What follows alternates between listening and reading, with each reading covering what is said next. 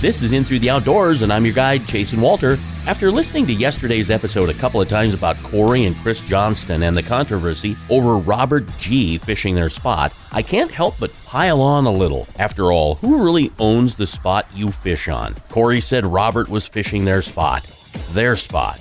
Their spot. They don't own it, but it was a spot they'd been fishing on in the past. I've had it happen to me numerous times, and I'm sure you've had it happen to you too. You head to the lake, you find a spot that's holding fish, and you make a few marks, and now those waypoints are ownership flags. Well, you do truly own the waypoints on your map in the boat, but that spot is everyone's. Wouldn't you agree? I've had a few spots that I've fished numerous times for numerous years. Spots that are pretty good for catching fish when all of a sudden I come around the corner to slowly move into my spot and there's someone there with an Iowa, Minnesota, or North Dakota tag on their boat. Out-of-staters. I have no problem with that. I have no problem with the fact that they are on my doggone spot because it's really not my spot to begin with. I'm sure other anglers have found that spot and have marked it as well. If it produces fish year after year, it is a good spot, but nobody owns it. My spots are my spots and your spots are your spots, but they are all our spots, and the best way to claim them for the day is to be there first. Be kind, be courteous, be thoughtful, be respectful,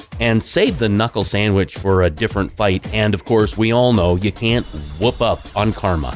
I'm Chasen Walter, and that's In Through the Outdoors. I hope you get out there real soon. As for me, there's no doubt I'll be out chasing Walter on our spot. Find more at chasenwalter.com. Be safe, and thanks for listening.